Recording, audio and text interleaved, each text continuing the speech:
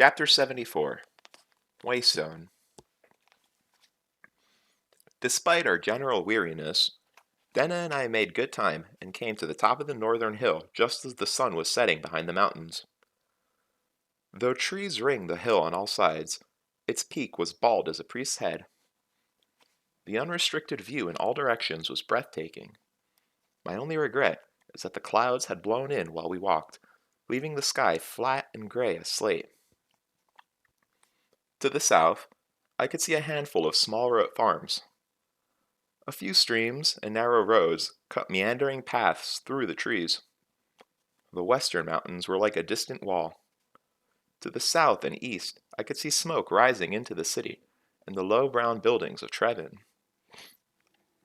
Turning north, I saw that what the swineherd had said was true. There were no signs of human habitation in that direction.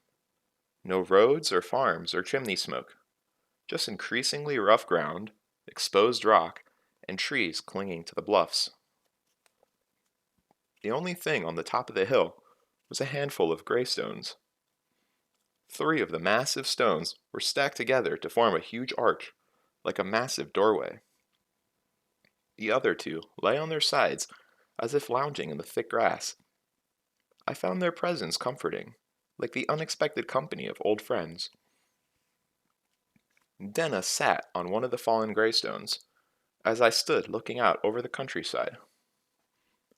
I felt a slight prickle of rain against my face, and muttered a curse, flipping the hood of my cloak up. "It won't last long," Denna said. "It's done this the last couple nights. Clouds up, soaks for about half an hour, then blows over." "Good," I said. "I hate sleeping in the rain." I set my travel sack on the leeward side of one of the greystones, and the 2 of us began to set up camp. We each went about our business as if we'd done this 100 times before. Denna cleared a space for a fire and gathered stones. I brought back an armload of wood and got the fire going quickly. On my next trip, I gathered some sage and dug up a few wild onions I'd noticed on the way up the hill. The rain came down hard, then tapered off as I started to make supper. I used my small cookpot to make a stew with the leftover pork from lunch, some carrots and potatoes, and the onions I'd found. I seasoned it with salt, pepper, and sage, then warmed a loaf of flatbread near the fire and broke open the wax on the cheese. Last of all, I tucked 2 apples in among the hot rocks of the fire. They'd be baked in time for dessert. By the time dinner was ready, Denna had amassed a small mountain of firewood. I spread out my blanket for her to sit on, and she made appreciative noises over the food as we set about eating. "A girl could get used to this sort of treatment," Denna said after we'd finished. She leaned contentedly back against one of the greystones. "If you had your lute here, you could sing me to sleep, and everything would be perfect." "I met a tinker on the road this morning, and he tried to sell me a bottle of fruit wine," I said. "I wish I'd taken him up on the offer." "I love fruit wine," she said. "Was it strawberry?" "I think it was," I admitted. "Well, that's what you get for not listening to a tinker on the road," she chided, her eyes drowsy. "Clever boy like you has heard enough stories to know better." She sat up suddenly, pointing over my shoulder. "Look!" I turned. "What am I looking for?" I asked. The sky was still thick with clouds, so the surrounding countryside was just a sea of black. "Just keep looking. Maybe it will... There!" I saw it. A flicker of blue light off in the distance. I got to my feet and put the fire behind me so it wouldn't dull my vision. Denna came to stand beside me, and we waited, breathlessly for a moment. Another swell of blue light, stronger. "What do you think that is?" I asked. "I'm pretty sure all the iron mines are off to the west," Denna mused. It can't be that. There was another flare. It did seem to be coming from the bluffs, which meant that it was a flame, a big one, at least several times larger than our own fire. You said your patron had a way of signaling you, I said slowly. I don't mean to pry, but it's not. No, it's nothing to do with blue fire, she said with a low chuckle at my discomfiture. That would be altogether too sinister, even for him. We watched for a moment, but it didn't happen again. I took a branch about as big around as my thumb, broke it in half, then used a rock to pound both halves into the earth like tent stakes. Denna raised a questioning eyebrow. It points towards where we saw the light, I said. I can't see any landmarks in this dark, but in the morning, this will show us what direction it was in. We reclaimed our previous seats, and I threw more wood on the fire, sending sparks twinkling up into the air. One of us should probably stay up with the fire, I said, in case anyone shows up. I don't tend to sleep through the night anyway, Denna said, so that shouldn't be a problem. You have trouble sleeping? I have dreams, she said, in a tone of voice that made it clear that was all she had to say on the subject.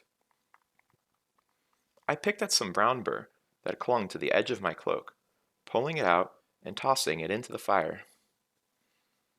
I think I've got an idea about what happened at the Mothin farm. She perked up.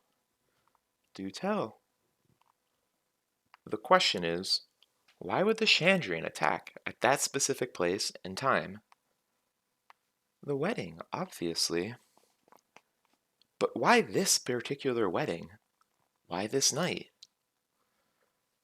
Why don't you just tell me? Dennis said, rubbing her forehead. Don't try to tease me into some sort of burst of understanding, like you're my schoolmaster. I felt myself flush hot with embarrassment again. I'm sorry. Don't be. Normally, I'd love nothing more than some witty back and forth with you. But I've had a long day and my head aches. Just skip to the end. It's whatever Mothin found while he was digging up the old hill fort, looking for stones, I said. He dug something out of the ruins and gossiped about it for months. The Chandrian heard and showed up to steal it. I finished with a bit of a flourish. Denna frowned. Doesn't hold together. If all they wanted was the item, they could have waited until after the wedding and just killed the newlyweds. Much easier. That took some of the wind out of my sails. You're right. It would make more sense if what they really wanted was to get rid of all knowledge of the thing, like old King Selon when he thought his regent was going to expose him for treason. Killed the fellow's whole family and burned down their estate to make sure no one got out or evidence was left for anyone to find. Denna gestured off to the south. Since everyone who knew the secret would be at the wedding, the Chandrian can come in, kill everyone who knows anything, and either destroy or steal whatever it is. She made a motion with the flat of her hand. Clean sweep. I sat stunned. Not so much by what Denna had said, which was, of course, better than my own guess. I was remembering what had happened to my own troop. Someone's parents have been singing entirely the wrong sort of songs. They hadn't just killed my parents, they killed everyone who had been close enough to hear even a part of the song. Denna rolled herself into my blanket and curled up with her back to the fire. I will allow you to ponder my vast cleverness while I sleep. Wake me when you need anything else figured out. I stayed awake, mostly through an effort of will. I'd had a long, grueling day, riding 60 miles, and walking a half dozen more. But Denna was hurt and needed her sleep more. Besides, I wanted to keep an eye out for any more signs of the blue lights to the north. There weren't any. I fed the fire and wondered vaguely if Will and Sim were worried about my sudden disappearance back at the university. What of Arwell and Elxa Dahl and Kilvin? Would they wonder what happened to me? I should have left a note. I had no way to track the time, as the clouds still hid the stars. But I had fed the fire at least 6 or 7 times when I saw Denna stiffen and come suddenly awake. She didn't bolt upright, but her breathing stopped, and I saw her dark eyes dart about wildly, as if she didn't know where she was. Sorry, I said, mostly to give her something familiar to focus on. Did I wake you? She relaxed and sat up. No, no, not at all. I'm done sleeping for a bit. You want to turn? She rubbed at her eyes and peered at me over the fire. Silly question. You look like hell. She began to unwrap the blanket from around herself. Here. I waved it off. Keep it. My cloak is good enough for me. I put my hood up and lay down on the grass. What a gentleman, she teased gently, wrapping it across her shoulders. I pillowed my head with my arm, and while I was trying to think of a clever response, I fell asleep. I woke from a dim dream of moving through a crowded street to the sight of Denna's face above me, rosy and sharply shadowed by firelight. All in all, a very pleasant way to wake up. I was about to say something to that effect when she put her finger over my lips, distracting me in about 18 different ways. Quiet, she said softly. Listen. I sat up. Do you hear it? She asked after a moment. I cocked my head. Just the wind. She shook her head and cut me off with a gesture. There! I did hear it. At first, I thought it was some disturbed rocks sliding down the hill. But no, this didn't fade into the distance like that would. It sounded more like something being dragged up the side of the hill. I got to my feet and looked around.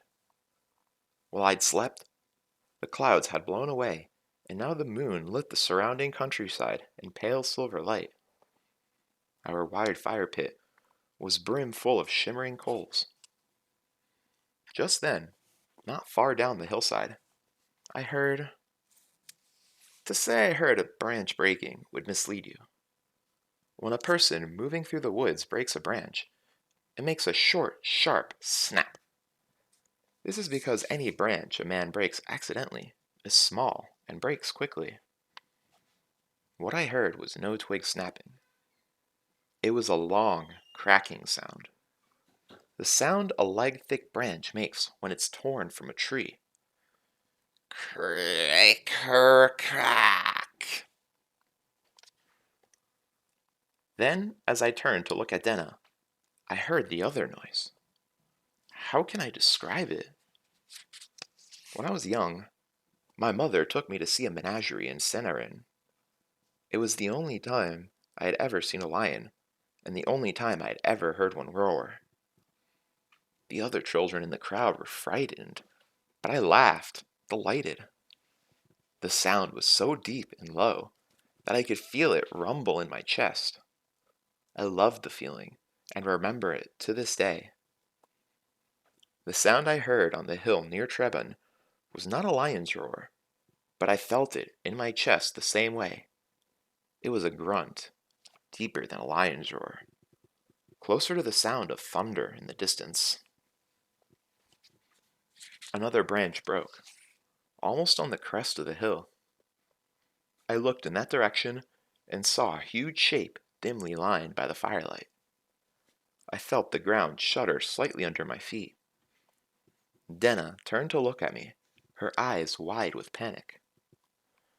I grabbed hold of her arm and ran toward the opposite side of the hill. Denna kept up with me at first, then planted her feet when she saw where I was headed. "Don't be stupid," she hissed. "We'll break our necks if we run down that in the dark." She cast around wildly, then looked up at the nearby greystones. "Get me up there, and I'll haul you up after." I laced my fingers together to make a step. She put her foot into it, and I heaved so hard I almost threw her into the air, where she could catch the edge of the stone. I waited a brief moment until she swung her leg up, then I slung my travel sack over my shoulder and scrambled up the side of the massive stone. Rather, I should say I scrambled at the side of the massive stone. It was worn smooth by ages of weather and didn't have any handholds to speak of. I slid to the ground, my hands scrabbling ineffectually. I bolted to the other side of the arch, hopped up onto one of the lower stones, and made another leap. I hit the rock hard, all along the front of my body, knocking the wind out of me and banging my knee. My hands gripped at the top of the arch, but I couldn't find any purchase. Denna caught me. If this were some heroic ballad, I would tell you how she clasped my hand firmly and pulled me to safety. But the truth is, she got hold of my shirt with one hand, while the other made a tight fist in my hair. She hauled hard and kept me from falling long enough for me to catch a grip and scramble to the top of the stone with her. As we lay there panting, we peered over the edge of the stone. Down on the hilltop, the dim shape was beginning to move into the circle of our firelight. Half hidden in the shadows, it looked larger than any animal I had ever seen, big as a loaded wagon. It was black, with a massive body like a bull's. It came closer, moving in an odd shuffle, not like a bull or a horse. The wind fanned the fire, causing it to flare up, and I saw it. It carried its thick body close to the ground, legs out to the side, like a lizard. When it came farther into the light, the comparison was impossible to avoid. It was a huge lizard. Not long like a snake. It was squat like a cinder brick, its thick neck blending into a head shaped like a massive flat wedge. It covered half the distance from the crest of the hill to our fire in a single spastic burst of speed. It grunted again, deep like rumbling thunder, and I felt it in my chest. As it came closer, it moved past the other greystone that lay in the grass, and I realized my eyes weren't playing tricks on me. It was bigger than the greystone. 6 feet high at the shoulder, 15 feet long across, big as a horse cart, massive as a dozen bulls tied together. It moved its thick head back and forth, working its wide mouth open and closed, tasting the air. Then there was a burst of blue flame. The sudden light of it was blinding, and I heard Denna cry out beside me. I ducked my head and felt a wash of heat roll over us. Rubbing at my eyes, I looked down again and saw the thing move closer to the fire. It was black, scaled, massive. It grunted again like thunder, then bobbed its head and breathed another great gout of billowing blue fire. It was a dragon.